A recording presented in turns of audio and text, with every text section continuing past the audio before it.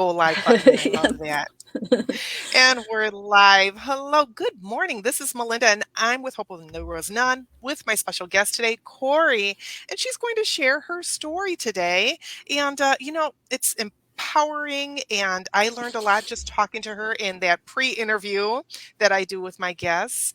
And I'm going to let you take it away. I do have her link down in the comments. So if you'd like to take a peek at that, you're welcome to show some love to her. But go ahead, Kori, I'll let you take it away. Yeah. Well, I guess all stories start with the beginning. So They I do. should, start from the quasi beginning. I was born in New Orleans, Louisiana, and I have since lived in several different places. I've lived in almost all parts of the country. I spent some years in Wow. California. I was in Washington, D.C. for 2 years. I was in Toledo, Ohio for a year. And I have lived in Albany, New York for 25 years. Over 25 Wow. years. Yeah. Yeah. That's still not enough for me to say, oh, this is home. But I don't call myself a New Yorker. Yeah. And I have 3 cats. I've been with my partner for 9 years. I have 3 kids. And over the past 2 or 3 years, 3, 4 years, I've been on this kind of like deep self discovery journey. And a curiosity, an obsession with quizzes led me from HSP to a highly sensitive person to self diagnosing with inattentive ADHD. And that eventually got into when I went for an evaluation, the inattentive ADHD was confirmed. And then I got my bonus diagnosis of autism. So it was like, oh, Bonus. okay, bonus. Is that common though? I mean, because actually my daughter has got ADHD and she hasn't been diagnosed with the autism like Asperger's, but I she thinks that she does. She can relate to that. It can be.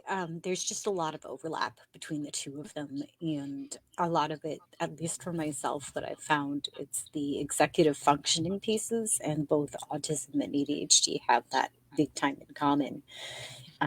And they're both neurological disorders, so it's one of those things that affects the brain. Um, and I think just because of that, for me, I wasn't looking so much as, okay, how do I manage? How do I, you know, coexist with the ADHD? How do I coexist with the autism? How do I look for overlap and how do I help those overlaps? And I Right. think focusing on that has helped me so much more than just focusing on, oh, this is part of the ADHD or this is part of the autism. No, they're they're together on this part, so let's work on this part, and it helps both. And Oh, then well, that's yeah, and then my daughter is autistic, and she's also tested pretty high for ADHD. So it's oh like, wow. okay, yeah, yeah, Oh wow. Oh my goodness. Well, yes. what led you to your self-discovery, to starting to look into that for yourself? Well, for myself, it was this was back in 2012 Okay. ish. I was just on the brink of a divorce. I'd been married for 12 years, and I had 2 years prior to that completed my associate's degree in liberal arts. And so I had that, and I had, you know, at the time, had the marriage. um, I had my kids. But it was just this whole, okay, so I have all these different titles and societal roles and all these other things, but who am I really Mm. as a person? I'd lost sight of that in a big way, in a very big way. And I think so many women, and especially moms, it tends to happen. Like we lose ourselves to the roles that we take on. Not a bad thing at all. But at the same time, it's like you really do. You start to lose sight of who you are and who you were before all of that. So that's what kind of led to all of that and kind of just kicked it into motion. It's like, okay, so this is who I was prior. this is who I am now. What changed? How can I get back to that? And how do I really start defining myself on my own terms instead of somebody else's? So that's what kicked off that whole thing. Oh, that's so deep. Yeah. It Yeah. really is. Now, what did that look like for you? Was it a long period of time? And did you have to go Yeah. like from one healing modality or one person to another? Yeah, well, it was a lot of just, I did a lot of the inner work, a lot of shadow work. I spent a lot of time in shadow work, which I think so many people are just afraid of because of the connotation that it's shadow, it's dark. Yes. It's like it's really not. It's necessary. And at that point in time, I got more into, I was looking into like the Jungian, Carl Jungian archetypes because that's a big piece of what he does with shadow work, and it was understanding that. And as I started digging deeper into that, it's like my archetype, according to Jung, it's not even a caregiver. My archetype is a magician, or sometimes I get the outlaw. It's like, well, no Ooh, wonder. So that's interesting. yeah, Wow. yeah. And for my entire life, my whole life, I'd always thought it's like I have to be the one who takes care of others, who has to do these things. And it's like, just because I'm a female, just because I'm a mom, doesn't mean I have to do these things. Right. Um, so that's, it kicked off that. And then around that same time, I was back, or during my marriage, I had gone back into psychotherapy and I was back on medication um, for depression and probably for anxiety. I haven't been diagnosed with that one yet, but I think it's stacked in there somewhere. I love your attitude about this, really and truly. I do. I love that. I do. Because looking at you, I wouldn't Yeah. have guessed. And when you put those, like I mentioned my daughter before, we talked about her. With Mhm. her, and the people are probably like, "Yes, Melinda, you talked about your daughter." With her depression, anxiety, I almost think of her as like Eeyore with a little dark Mhm. cloud because she doesn't Yep. always find that ray of light, or doesn't always laugh, and so it's It refreshing. takes it takes a lot. Um, and then I think it's just being for me, it was just granting myself that permission that Okay. on occasion I do have to break down. I do have to cry. I do have to let it out because otherwise it's just going to keep building up and building up to the point where I'm going to have like a panic attack or an anxiety attack and it's going to suck. And I hate Right. that. So I would rather let it go when it needs to. Um, but at the same time, it was like, and this also tied into the whole self discovery, self work was that, yes, I am formally diagnosed with several things, but that doesn't define me. Ooh. I get to say, okay, yeah, this is what someone looks like who's been diagnosed with clinical, or at the time it was clinical, I think now they call it major depression Mm. at the age of 14. That is what someone looks like, or someone who struggled with post partum depression. This is what that face looks like.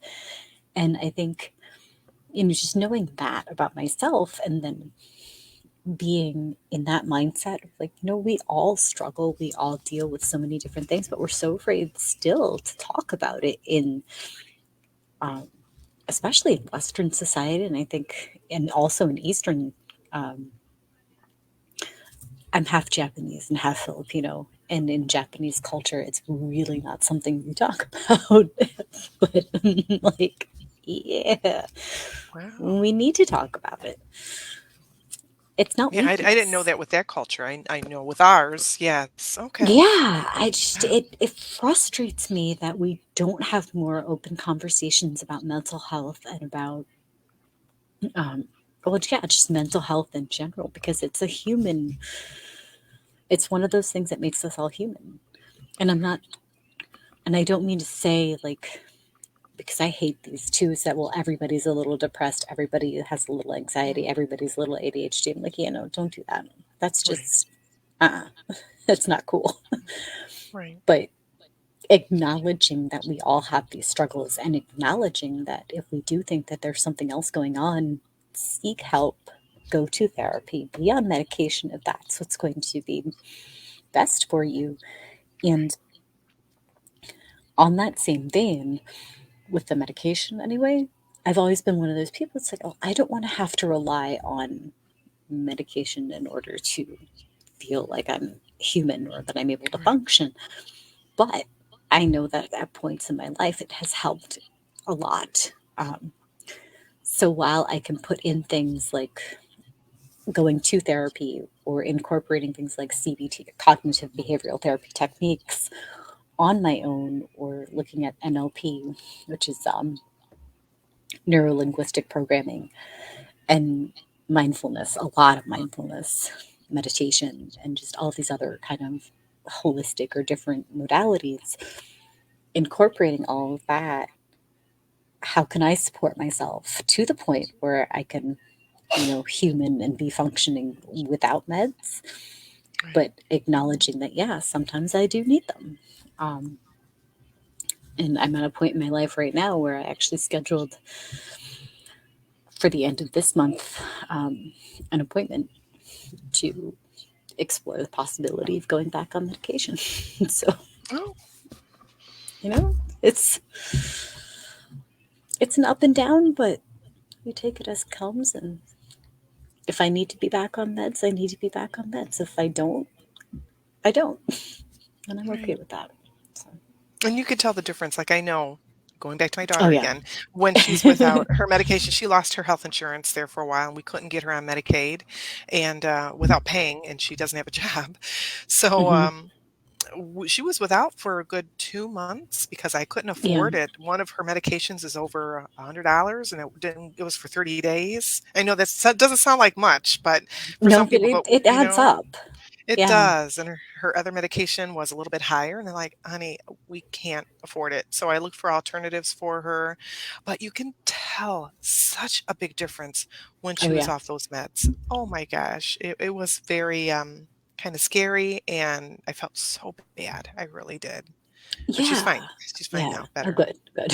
That's yeah. Yes. I mean, I went through my father passed away in 2020, and I had a Sorry. really really tough time. Um, Still having a tough time. Some days are Mm, better than others, but at that point, or not long after he passed away, I went back on meds for specifically for the depression piece. I was on it was Lexapro that time, and I've been on Celexa, I've been on Prozac, okay. all of the kind of standard antidepressants, and I understand how they work, and I understand their purpose. I understand the function. At the same time, I hate how they make me feel because Mm. instead of, not feeling the sadness, which was great, and not feeling that kind of like, ugh, I didn't feel anything. I Oh, felt indifferent. It's like, I don't want to feel this way either. I want to, if I'm going to be, let me deal with the feelings. Let me feel the feels. Let me deal with all the hard stuff. I'll be on the medication for as long as I need to just to get past this, you know. wow. But yeah, it just made me, I was very aware of how it made me not feel, and I Mm. didn't like it at all. So that's the other Oh, reason why I want to explore a different medication. Like, it does it help with this? Yes, but. And I think that's the other thing too, is that when you're looking at meds and what works for someone else, mm, just it really is an individual thing. Because I've right. heard people who had amazing success with using Lexapro or using Celexa or even with Prozac. Whatever works for you, and that's great. But don't be afraid to say to your therapist, to your doctor, to whomever is prescribing or treating, yeah, this really isn't working out, so I'd like to explore some other options. Because at the end of the day, it's your health. So, Right, and thank you for saying that because, I know going through my own Lyme journey, um, advocating for yourself is so important. And many Hmm. times we feel that, well, they know everything and they're just prescribing this because they know us well. But yet, we'll say, oh, yeah, doctor, it's working. And I got tired of I'm saying, okay, yeah, I'm not really crazy about it. Well, let me give you another prescription just to get rid of the side effects. It's like, no, I don't want another prescription for the side effects. I want something different. And if you don't Right. have somebody in your corner or yourself, that was very Hmm. empowering for me to speak up. So I'm glad you said that. Yes. Yes, ma'am. Yeah. To just Yeah. advocate for And that's yourself, stand just, up. yeah, don't be afraid to speak up. Because, yes, Yes. they are the licensed medical professionals. Yes, they have gone to many years of school for this. So they have that. Okay, great. And you don't live my day to day life. You're not in my body. You don't have my brain. You don't have my struggles. So, Right. Right. And they do call it practicing medicine for a reason. exactly. Exactly. Yes. Yeah. Wow. Oh my goodness. So Yeah. thank you. And being courageous enough and brave enough to, first of all, share your story, but also just I applaud you for knowing and recognizing, hey, I need to go back on this. I need Hmm. to go back on my medication. That's really Yeah. brave. That is.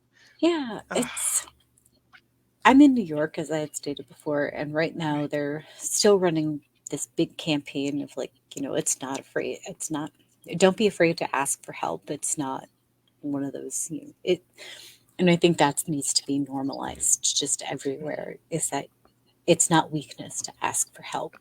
It's saying right. yes to yourself when you're asking for help. Because, and again, maybe this is just a more of a Western society, and especially in the United States kind of thing. Like, oh, you should be independent and you should be self sufficient and all of that. I'm like, yeah, but you're also a human being and you can't do everything. So it's not a bad thing to ask for help. It's not weakness at all. And yeah, Right, and it could be very lonely. It could be very absolutely. lonely with these struggles, and sometimes it's nice, even if you're not having similar struggles as somebody Hmm. else, but somebody that has your diagnosis or a similar path, it's nice to vent or to like, "Hey, did this work for you?" Or, "Hey, I'm using this coping Yeah. skill." Yeah, that's Yeah. so yes, Yeah. yes, and Having that's that kind of, I think that's huge, is just having network and having community for various aspects of, whatever's going on in your life, whether it's mhm, mental health issues, if it's parenting, if it's a relationship, if it's just for all those things. Um, Even this, the journey of entrepreneurship. This is a very, very lonely career choice. It's- it is, but right. I wouldn't trade it for anything. No way. No way. Because it allows me to meet people that I don't think I would have had the opportunity to meet, um, who do share similar struggles or who have gone through similar things. And it's like, wow, okay. So now we're on this journey, but we also have this shared story. So, Right. Right, and that yeah. power of asking and just seeing, even though I've met fabulous people, amazing people that have been victims turned survivors, and now they're Hmm. advocates. But there is a lot of women that I know that have gone on to social working, dealing with Hmm. toxic relationships. Yeah. Counselors, they've gone to change laws or to bring laws to, Yeah. and it's just like blows. I got goosebumps just thinking of some of these gals. It Yeah. blows my mind. And it's the same thing for mental health. Once I have several friends that are very vocal about that, including yourself. And once they start that momentum going and just bringing that awareness, it's just one voice. It takes one voice to do so. And speaking of which, did that Yeah. change the dynamic of any of your friendships or family once you were diagnosed or once you started sharing? Not so much friendships or family, but it did start changing some of my personal relationships. Oh, Uh, in such a way it was like, huh. I think what it really did for me, and this was also through like my whole self-discovery pieces before that, was, um, I should preface this also by saying I've never not been in a relationship. I think the only time I was not in a relationship was when I was a junior in high school. And Okay. that was one of the other big things that's kind of always defined who I am. And one of those things is like, yeah, no, I can't let that be. It's a codependency. That's really what it is. And I've recognized that. Um, and my first real relationship, uh, when I was 14, of all ages, was with someone who's, looking back now, I can say, yeah, he was probably a narcissist. Um, Mm. it was mentally, emotionally, and physically abusive. Um, and then I think once you get, speaking for myself, once you get trapped into that kind of cycle, you really don't know what's healthy. You don't know what's good. And you just stay stuck in those cycles of, part of it's like, and this is so sad and twisted, but you get this adrenaline from it. You get some sort of something from it and it becomes comfortable and it becomes what you know. And it shouldn't be. You shouldn't be comfortable in a toxic relationship. You shouldn't be getting a good feeling from being in a toxic relationship. That's like the last thing your body should be telling you, but you do. And that takes a lot of work to break out of and to just be, yeah, no, this isn't okay. This isn't healthy. This isn't, yeah. So that's been the other big piece. I don't know so much if it was related to the diagnoses. Never sure how to say the plural. Um, Me neither. the things. It's the things. Um, but that was one of the big things that it got, I think, just shed light on was, okay. And then, being in community with fellow neurodivergent women, we're pretty vulnerable to this stuff. And there are so many of us who have gotten caught in that trap and in that cycle um, of codependency and toxicity and Mm.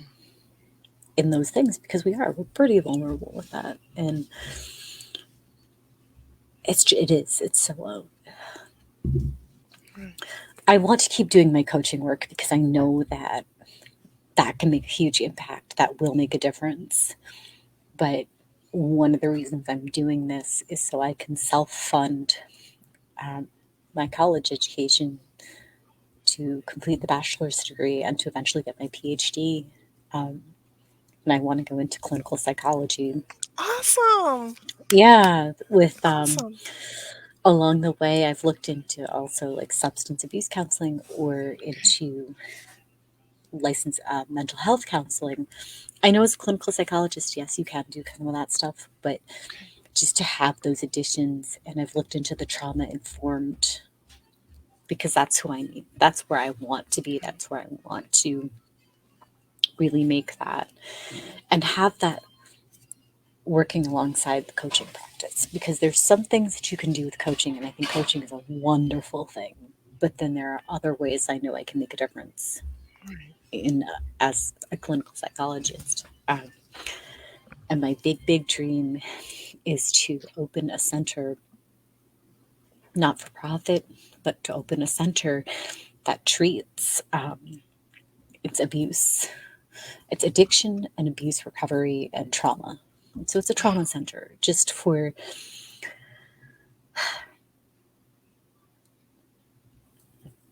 and again, I base this off of a lot of my own personal experiences, but it's that Right. whole, what you go through in life and then how you recover from it Right. and treating the whole person.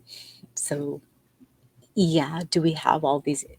I have a lot of issues going on, but Don't we? Yes, yes, ma'am. yeah. And it's Ah, always that you're going to be healing, and these things, pop up even if it's been decades since you've been oh yeah, out. They oh yeah. still pop up. And before we get more into what you do now, can Hmm. you explain what neurodivergent is? Because honestly, and I don't Yes. mean to be, and I only heard it, I think it was last year. I learned Yeah, about it from my daughter. yeah. Again, my daughter, but I did learn about it from Alex. So, can you explain what that is if somebody doesn't know? Yes. So neurodivergent just means you have your brain is different. Your brain is wired differently. And Okay. the major neurodivergences are autism, ADHD, dyslexia, um, dyscalculia, which is basically just dyslexia but with numbers. I don't know what that is. Okay. Okay. Dyspraxia, I want to say, which is speech related. Um, I think Tourette's is under that as well. And I know I'm probably forgetting others. But basically, neurodivergent just means that there are neurological differences in your brain. It And yeah, sounds I like a was. superpower. I mean, honestly, I don't mean to be rude or snarky, honestly, or dumb by saying that, but it sounds really cool. It's like when my daughter mentioned it to me, she's like, "Oh, I think I'm neurodivergent." It's like, oh, that sounds so cool. What is that spidey sense? It sounds really neat. So I Yeah. don't mean to be making fun of it at all by any No, means. no, That's no. fine, but Yeah. it sounds really, and I had never heard of it until last year. I didn't know. So, like, wow. It's starting to pick up more, I think, within the past couple of years. And I think it's beautiful just because there is that movement going on. Um, and it helps to create that bigger sense of community too. Sometimes Gotcha. it can be kind of divisive, but at the same time, all communities have some kind of division within them. They do. Right. Yeah. Definitely. Oh, so what is it you do? You've mentioned you coach. I know what your superpowers are, but for those that are listening or watching, what is it you do now? I am an empowerment coach and life strategist. So, what I do is I work with women, mostly, and those who identify as women to reclaim their identity, to reclaim their purpose, to just reconnect with themselves as who they are as a woman versus who society says they are or should be. Right. And I do that, like I said, it's the empowerment coaching, transformational life, and life strategy. Because as a neurodivergent individual, systems and strategies have been my best friends. And I think we could all benefit from strategies. You need strategies to get through life. So that's what I do. Yes. Yeah. Yes. Oh, that sounds Yeah. amazing. And now, My my Instagram has actually changed. Um, oh, okay. I should have mentioned this before, but it's Okay. the Kori C. So it's THEK. Can I put that in the chat comments? If you want to send that to me, the private chat, I can probably Yeah. look you up and I can just copy and paste it here. But my podcast is still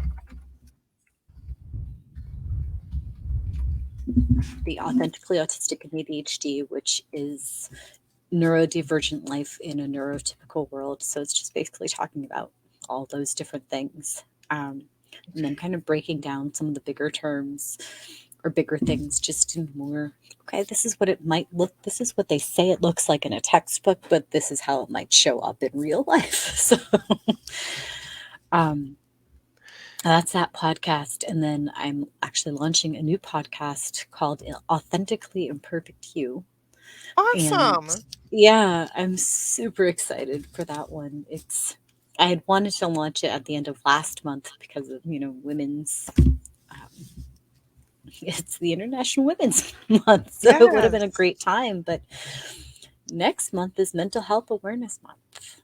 It's like, what a better time to launch a podcast, Authentically Imperfect You, which is all about just embracing all the stuff that makes you you, than during Mental Health Awareness Month. So I'm gearing up for that.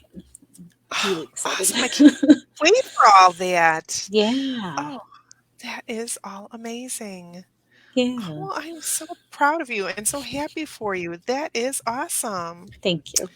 Thank you. That is awesome. Wow. Well, this has been beautiful.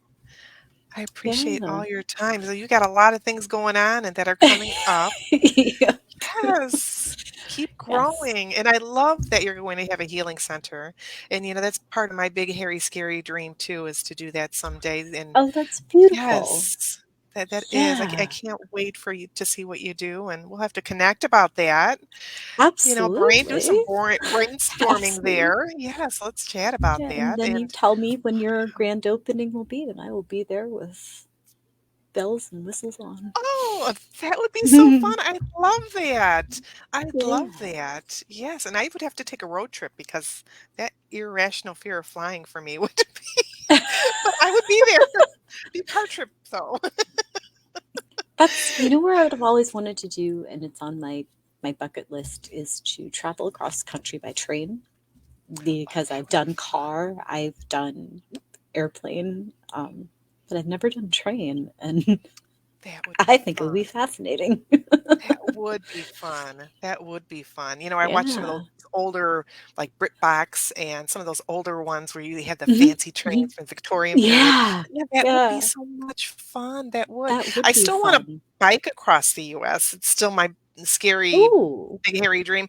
But I blew out my knee. It was a bounce house Oh. incident, which Mhm. I told people that I was, like, helping a lady get her purse back from a purse snatcher, but my husband, Mr. Awesome, he's like, "Tell the truth, it was in a bounce house." So You know what? That makes for a much more interesting story, and it's very relatable because I am that type of person. And it's like, yeah, I didn't do this by any extraordinary means. I'm just a clumsy person, and this is how it happened. exactly, exactly, and I can never I'm maybe someday, I can't I'm unable to kneel. I'm challenged Okay. with doing some stretching now. Yeah, so, yes, so if, zombie ever happens, a apocalypse, please don't trip me. I can't run very fast anymore, No. but I'll probably be the first to go. Sorry, all kidding aside. Thank you, Corey. This has been very beautiful. I appreciate your bravery of coming forward and definitely something that needs a lot more awareness. We need Yeah. to tell other people to ask for help. Mhm. Yes, we need to do this more. Thank you. So please, if you're watching, give her some love. Visit her Instagram, and I'll have to do you. You're working on your podcast, so we'll have to Yes. update this with your podcast information when that comes up. Ah, Yeah, awesome. So I did throw on your absolutely. Instagram right here. Your Instagram is now in the comment section too. So again, show her some love. Thank you so very much. This has been wonderful. I Thank you learned a so much for lot. having me. Oh, you are most welcome. And thank you all for tuning in. Thanks again. We'll see you very soon. Mwah. Stay safe.